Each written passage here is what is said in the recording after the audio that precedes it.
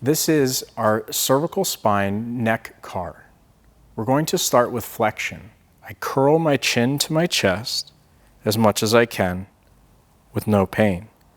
Then I'm going to create rotation. I scrape my chin towards one shoulder across the collarbone.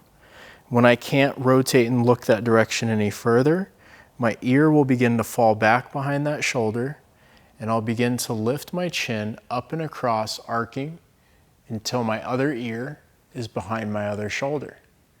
I'll then bring the chin over that shoulder and scrape the collarbone back to the center where I started. Now I can continue to go in the same direction if I'm doing this for reps. Or when I get to the end position, I can double back the other direction.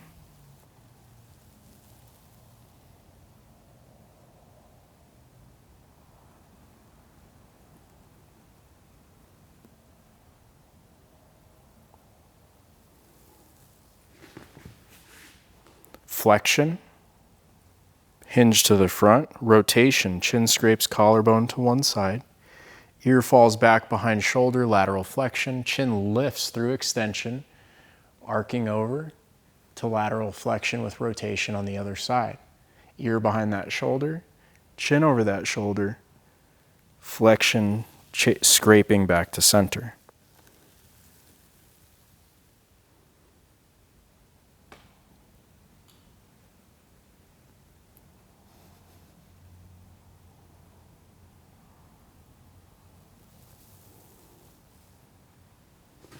This is a thoracic lumbar car, so we're going to be moving our spine.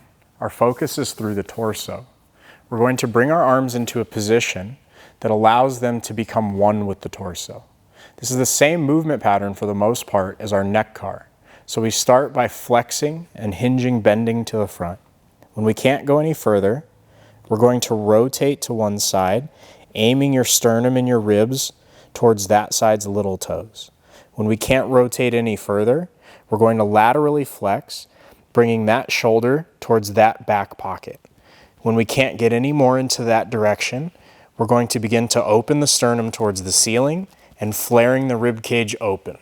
We're going to carve across through extension to the other side, our other shoulder towards our other heel and back pocket.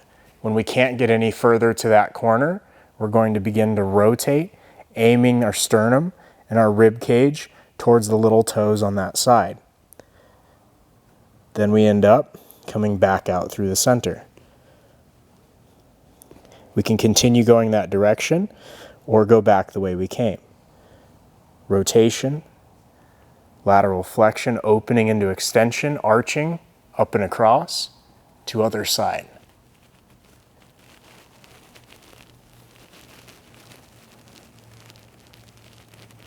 Rotation, lateral flexion to flexion, back to where we started.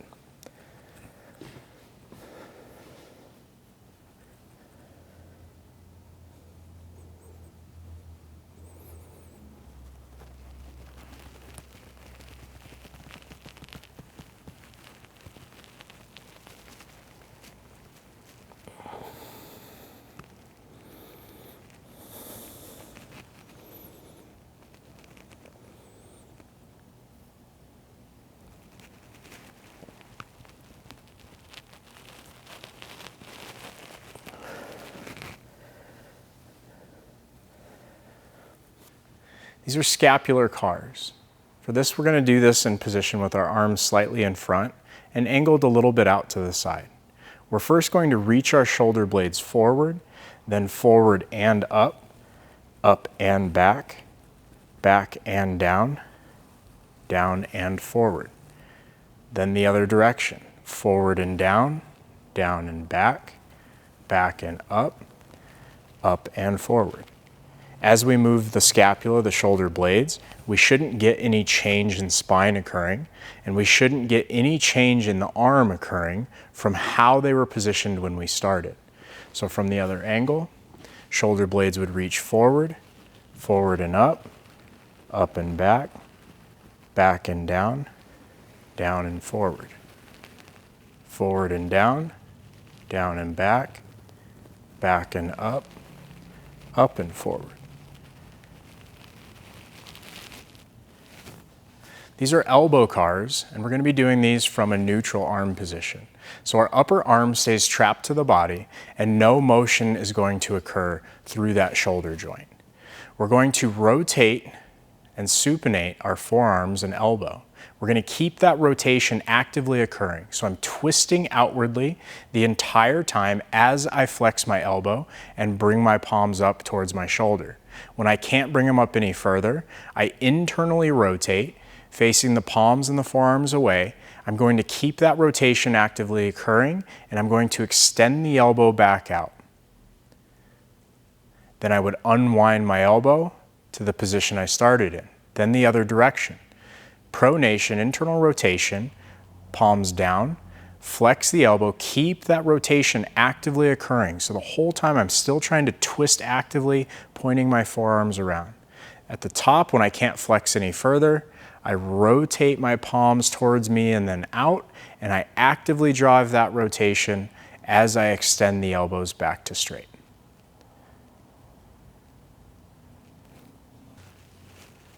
Wrist CARs. We're going to bend the elbow to about 90 degrees. We could do this at any arm position. It doesn't really matter. But for our basic CAR, we're going to execute it here. Now, in this starting position, our forearm is oriented up.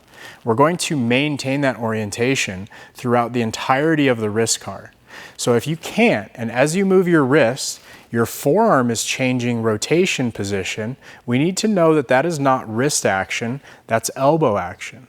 So if I can't maintain that or monitor that freely, then I can use my other hand to block and support so that I know that as I move my CAR, it is isolated to the wrist. Now, if we can maintain that, we can do both at the same time. Now, in our starting position, I like to open the palms away from me to start, fingertips towards the floor.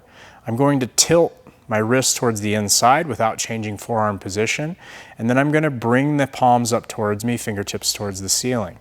Then I'm going to tilt to the thumb side, opening away and opening back towards where we started. Then the other direction, thumb side, palms come up, fingertips up. Medial side, little fingers towards each other, and then opening away.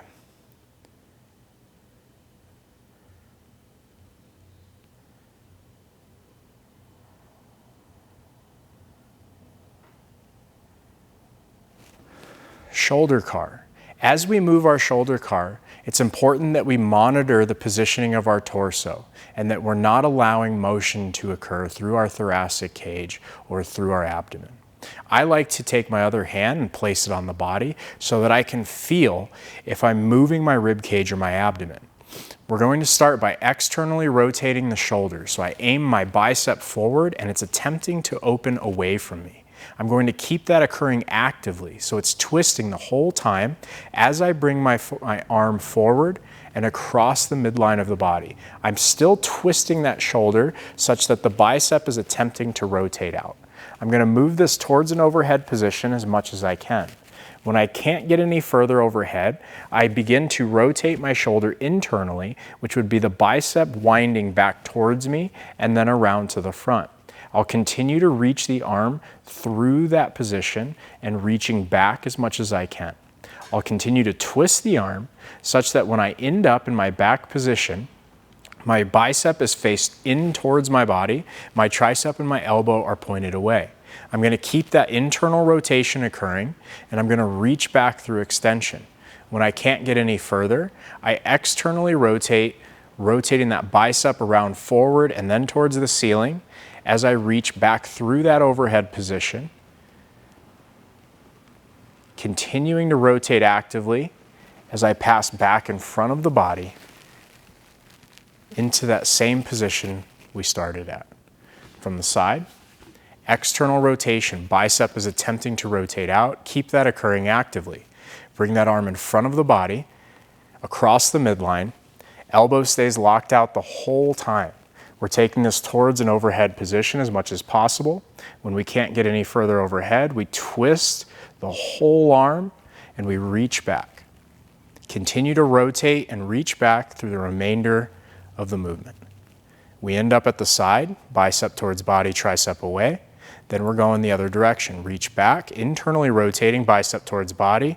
When we can't get any further, we open the bicep away and we begin to reach up and back, passing through our overhead position, continuing rotation as we exit back through our start position, crossing in front of the body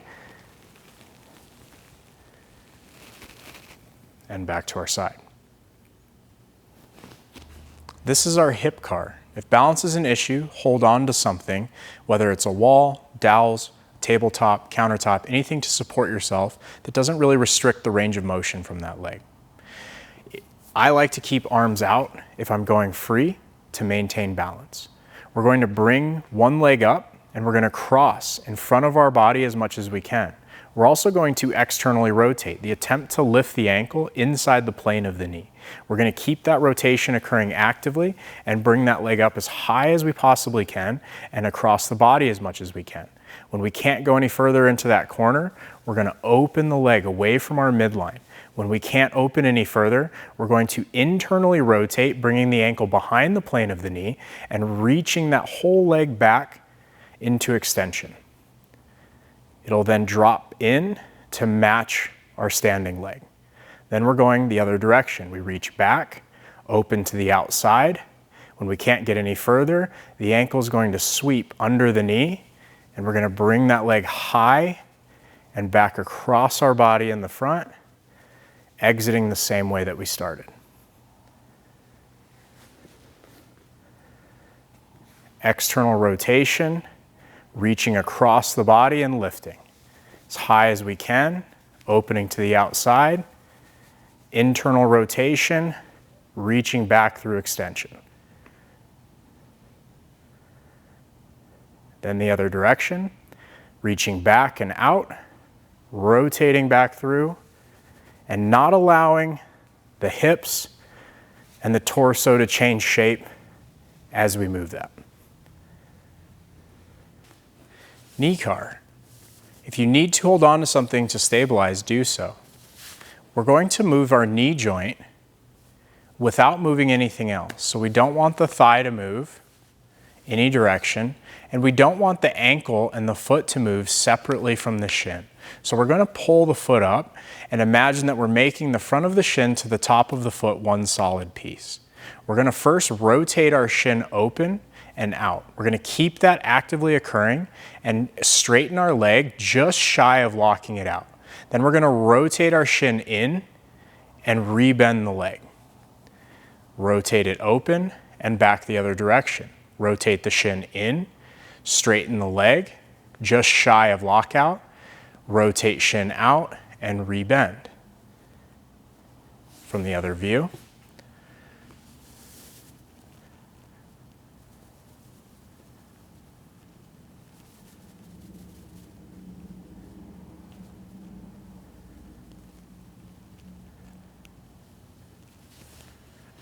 These are ankle CARs. We're going to draw a circle from our toe and our foot as if we were circling our toes around an object placed in front of the ankle. Now, as we move this, try not to let the toes change orientation actively, but choose one. Toes could be pulled back while the ankle does its CAR. Toes could be curled up while the ankle does its CAR. Toes can just try to maintain neutrality while the ankle does its CAR. And try your best to not let the leg change its position while the ankle is changing. These are toe articulations and arch pulls. Big toe lifts without lifting the other toes. We can lift and replace for reps. Then we can do the opposite. Other toes lift without big toe lifting from the ground. We can do this for reps. Piano keys. Starting at the little toe, starting at the big toe, one at a time, lifting all the toes from the ground. Then starting at the little toe, one at a time, replacing all the toes to the ground.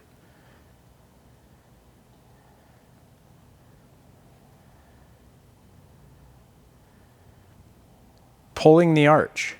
We're going to create a contraction through the arch of the foot to attempt to relieve it of the ground without letting the ball of the foot leave the ground. If we curl up and the ball of the foot and big toe are trying to leave the ground, we're not actually pulling the arch.